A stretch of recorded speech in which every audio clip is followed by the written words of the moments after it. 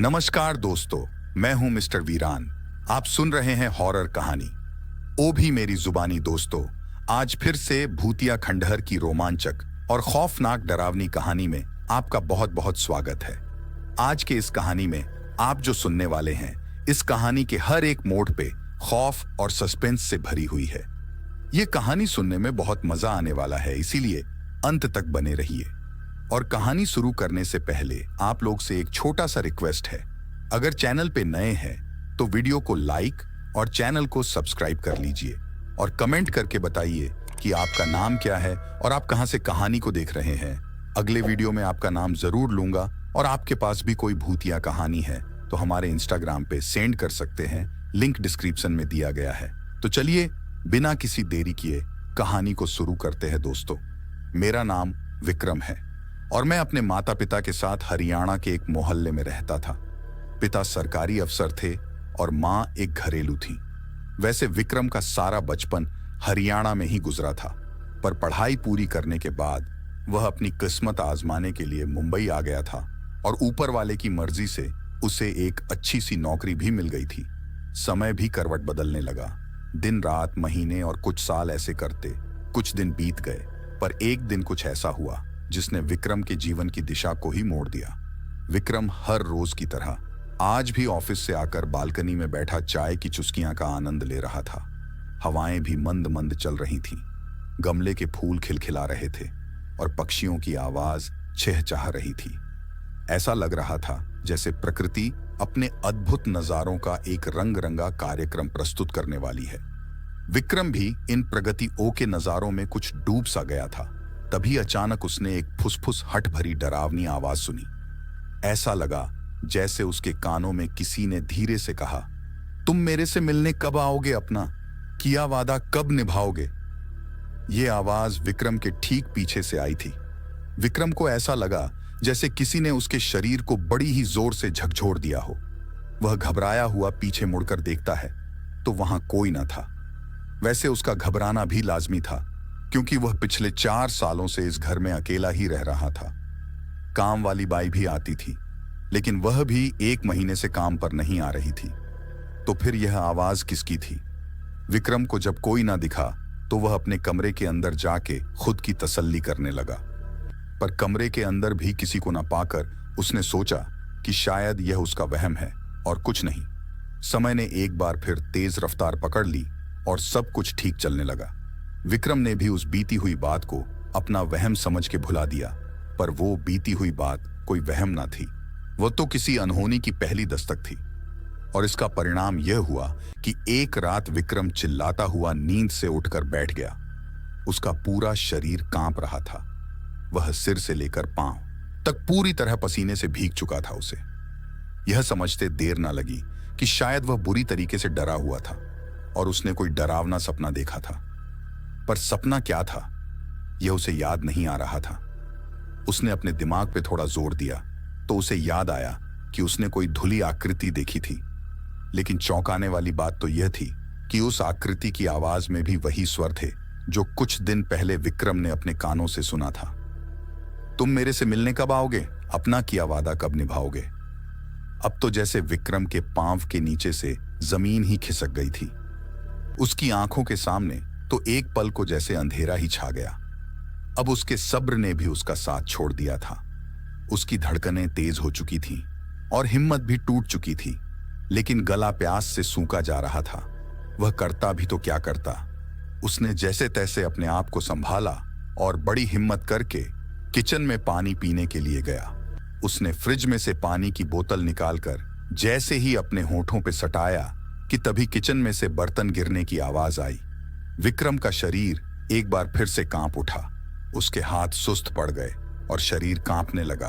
उसके हाथ में से पानी की बोतल नीचे गिर गई। वह इतना डर गया कि बिना कुछ जाने वह अपने कमरे की ओर तेजी से भागा। तभी किचन में से भागती हुई एक काली बिल्ली उससे टकराई।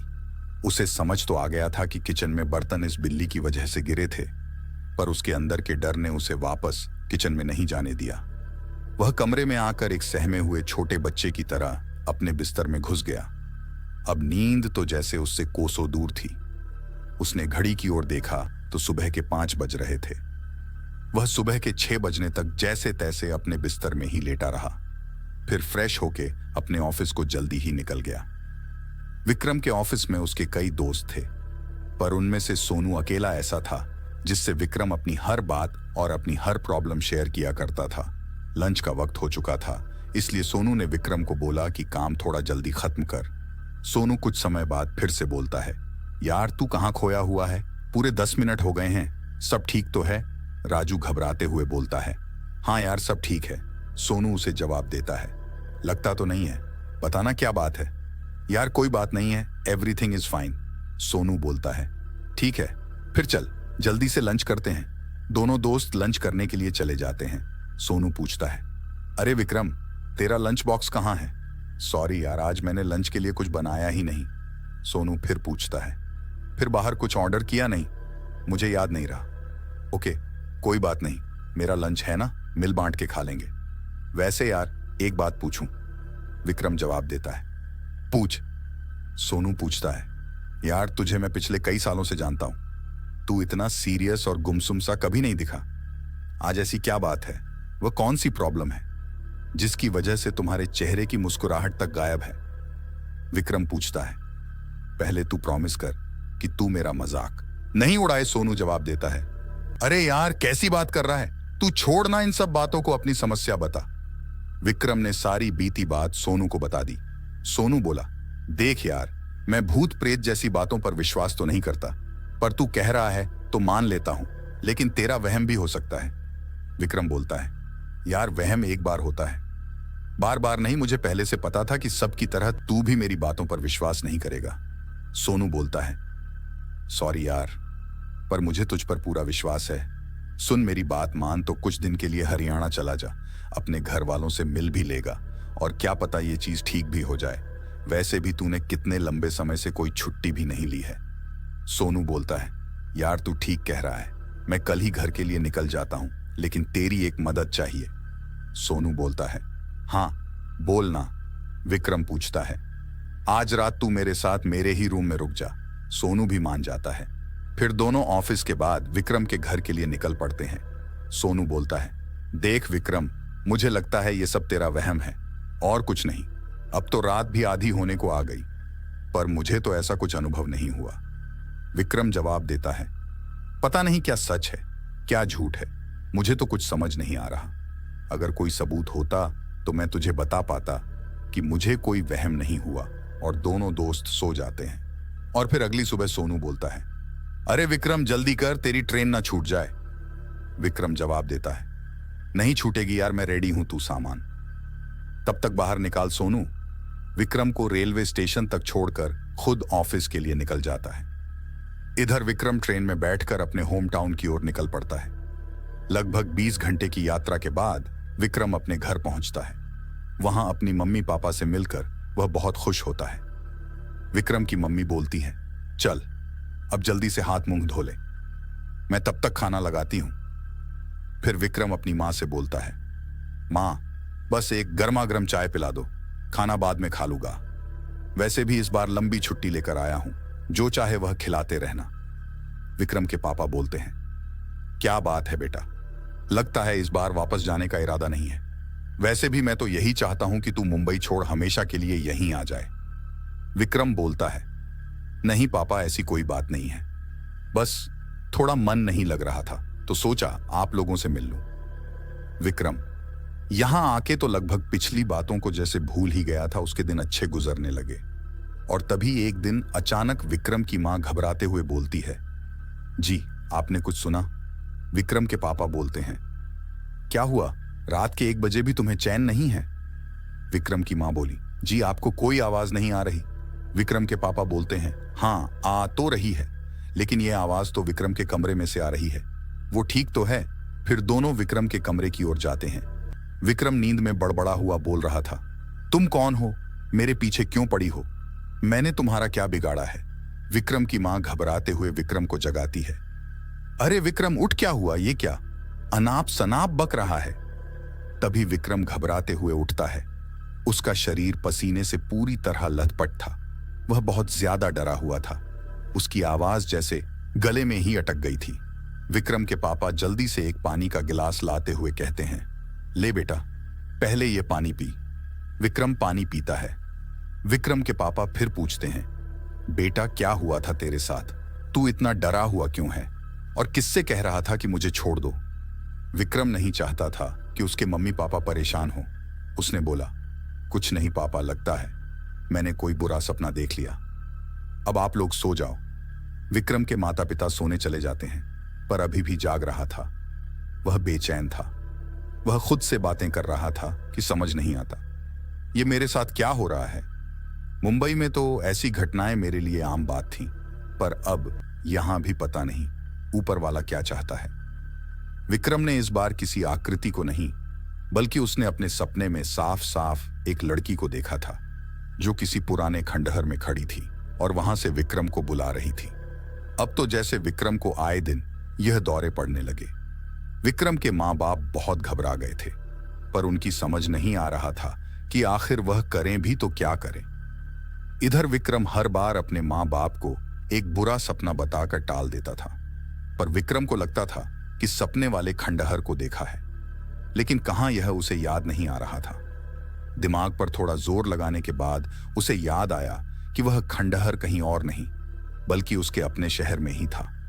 लेकिन तसल्ली के लिए एक बार वह उस खंडहर देखना चाहता था। उसने मन में निर्णय किया कि कल ही वह उस खंडहर को देखने जाएगा। अगले दिन उसने उस खंडहर को खोजने निकला और वह खंडहर मिल भी गया। वह खंडहर सपने जैसा बिल्कुल मिलता जुलता था। मन में तसल्ली तो हो गई थी, लेकिन उसकी हिम्मत नहीं हुई कि वह उस खंडहर के अंदर जा सके। वह घर की ओर लौटने लगा। तभी पीछे से एक लड़की की आवाज आई, तुम आ गए। मुझे पूरा विश्वास था कि तुम जरूर आओगे। विक्रम के जैसे पूरे बदन में सांप रेंग गए हो। पीछे मुड़कर देखना तो दूर, वह इतना डर गया था कि अपने पैरों की चप्पल भी वहीं फेंक तेज कदमों से घर भाग आया। विक्रम के माता पिता उसके चेहरे पर साफ साफ परेशानी के बादल देख पा रहे थे, पर बेटे की जिद के आगे वो लोग मजबूर थे। विक्रम की मां विक्रम के पास आकर बोलती है, कल तेरे मामा जी के यहाँ शादी में चलना है, तैयार रहना, हम सबको जाना है मां। तुम और पापा चले जाओ, मुझे कहीं नहीं जाना। विक्रम की मां फिर उदास मन से बोलती है, पर बेटा अकेले यहाँ क्या करेगा? विक्रम अपनी मां को बोलता है, मेरी टेंशन आप लोग ना लो, मुझे कुछ नहीं होगा। आप लोग भी ना मेरे सपनों की वजह से परेशान रहते हो। विक्रम की मां ने विक्रम को खूब समझाया, पर विक्रम ने उनकी एक ना सुनी और अगले दिन उसके माता पिता उसके मामा जी के यहाँ शादी में चले जाते हैं। इधर विक्रम बैठा बैठा सोचता है कि अगर मैं सो जाऊंगा तो सपना आएगा, क्या करूं? वैसे भी अकेला हूं नहीं, मैं नहीं सोऊंगा, लेकिन वह आवाज तो बिना सपने के भी आ जाती है। क्या करूं? कुछ समझ नहीं आ रहा है। विक्रम फिर खुद से ही बात करने लगता है, इस रोज रोज के झंझट से तंग आ गया हूं, लेकिन करूं भी तो क्या करूं? पता नहीं क्यों ऐसा लगता है कि मेरे सारे सवालों के जवाब मुझे उस खंडहर में ही मिल पाएंगे। लेकिन प्रसन्न ये उठता है कि कैसे, क्यों ना मैं फिर एक बार उस खंडहर तक जाऊं। लेकिन वो आवाज किसकी की थी? नहीं, मैं नहीं जाऊंगा, लेकिन मुझे इससे अच्छा मौका भी तो नहीं मिलेगा। मम्मी पापा दोनों ही घर पर नहीं है, वो तो मुझे कहीं जाने ही नहीं देते हैं। पर क्या रात में जाना सही होगा? वहां दिन में ही इतना डर लगता है। लेकिन रोज रोज के झंझट से तो अच्छा है, क्यों ना एक ही दिन में सारे झंझट का निपटारा कर दिया जाए। रोज रोज मरने से अच्छा है कि एक ही दिन मर जाऊं। अब चाहे जो हो जाए, आज की रात तो मैं जाऊंगा वहां। अब जो भी फैसला लेना है मम्मी पापा के वापस आने से पहले लेना होगा। विक्रम उस रात अपने सवालों के जवाब पाने के लिए उस डरावनी और भूतिया खंडहर की ओर चल देता है। विक्रम घर से निकल तो गया था, लेकिन जैसे जैसे उसके कदम मंजिल की ओर बढ़ रहे थे, ठीक वैसे ही उसकी धड़कनें भी उतनी ही तेज होती जा रही थीं। रात भी काली चादर ओढ़ के जैसे उसका पीछा कर रही थी।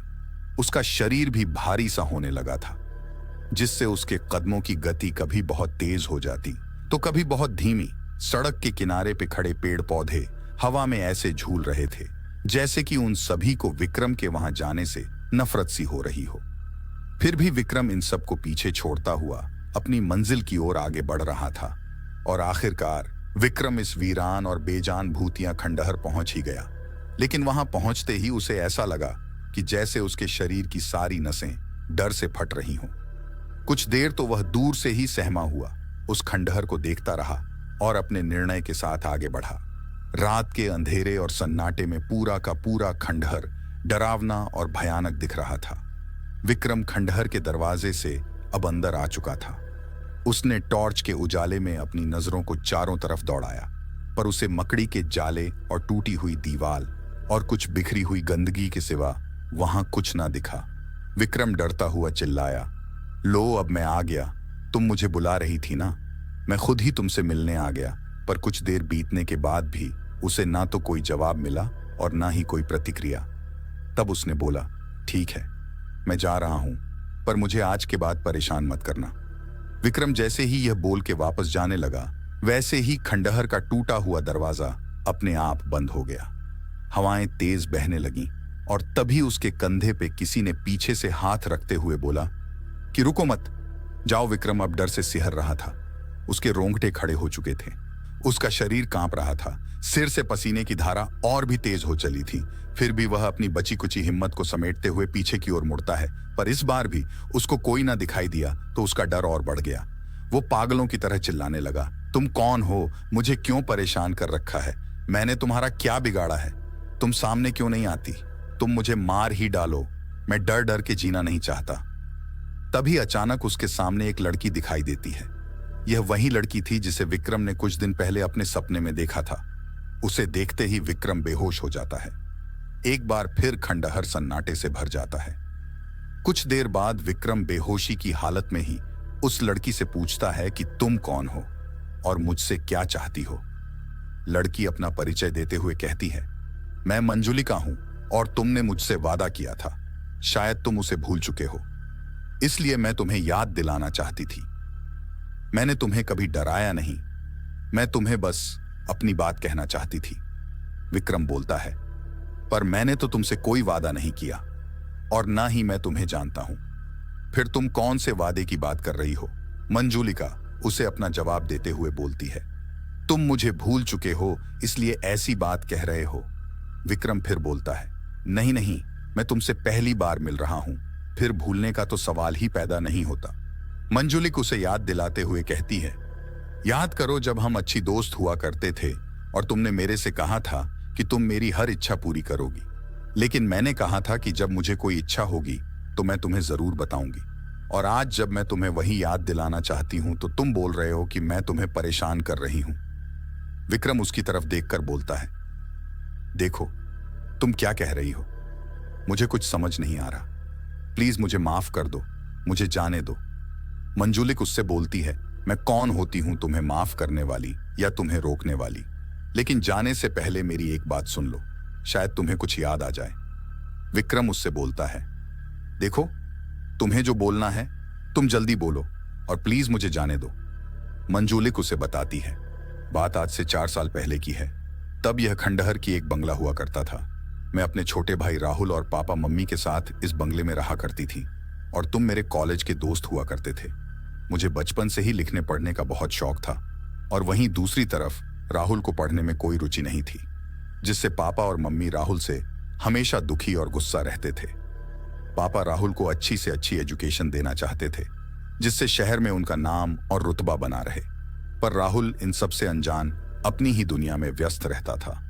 उसने तो जैसे मम्मी पापा को अपने सपनों का कफन पहना दिया था, उसके ऊपर उनकी बातों का कोई असर नहीं पड़ता। उसका जो जी चाहता वो वही करता था। पापा ने हम दोनों का एडमिशन एक अच्छी स्कूल में करा दिया। मेरे मार्क्स तो हमेशा अच्छे आते थे, पर राहुल के पासिंग मार्क्स भी बड़ी मुश्किल से आते थे। समय बीत तक गया और मैंने हायर सेकेंडरी से कॉलेज तक का सफर पूरा कर लिया। वहीं दूसरी तरफ राहुल हाई स्कूल में फेल होने के बाद उसने कभी भी स्कूल या कॉलेज का मुंह तक नहीं देखा।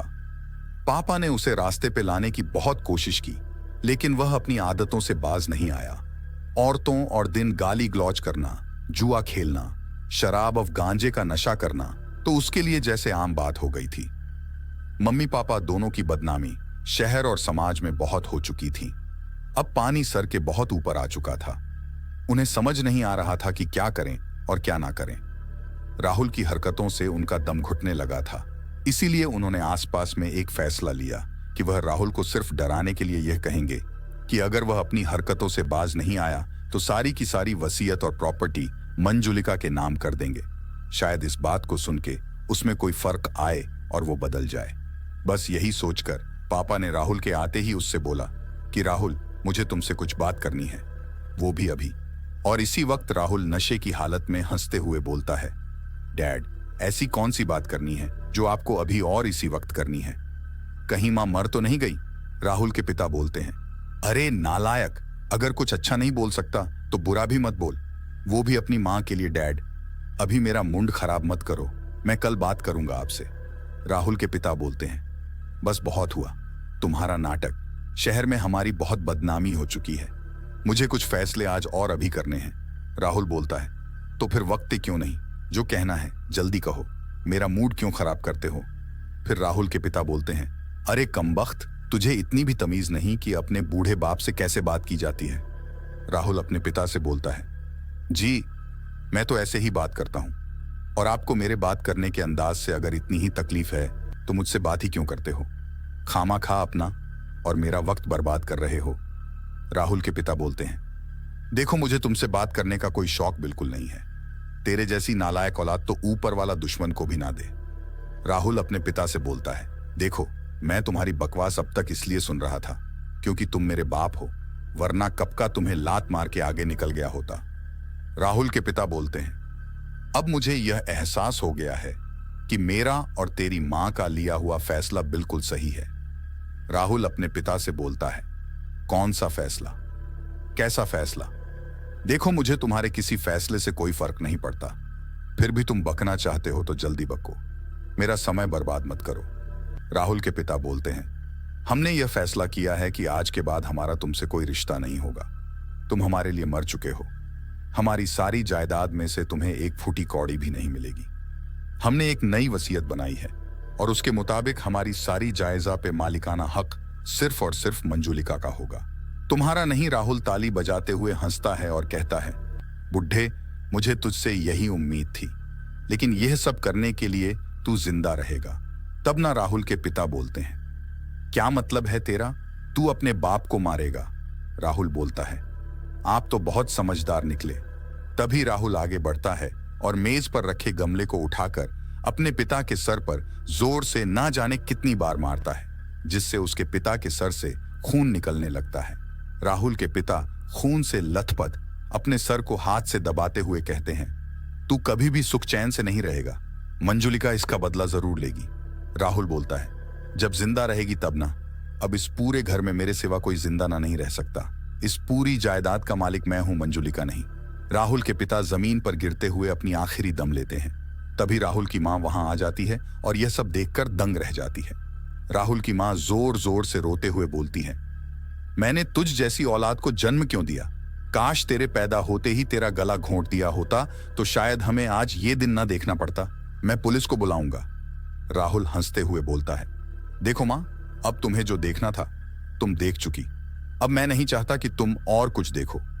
रह गई पुलिस को बुलवाकर मुझे पकड़वाने की बात, तो उसकी कोई नौबत नहीं आएगी, क्योंकि उसके लिए अब तुम जिंदा नहीं रहोगी।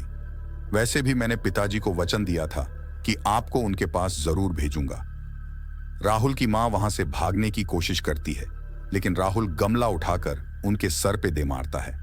उसकी मां बेहोश हो जाती है। फिर राहुल उनकी गला दबाकर हत्या कर देता है। यह सब सुनने के बाद विक्रम ने मंजुलिका से पूछा, मंजुलिका, तुम्हारे मम्मी पापा को तुम्हारे भाई ने मारा, पर तुम्हें किसने मारा? मंजुलिका बताती है, मुझे भी मेरे भाई राहुल ने ही मारा। राहुल के सर पे खून सवार था। वह मम्मी पापा को मारने के बाद मेरे कमरे में आया, तब मैं सो रही थी। उसने मेरी तकिया से ही मेरा गला घोंट दिया, जिससे मेरी मौत हो गई। विक्रम पूछता है, उसके बाद क्या हुआ?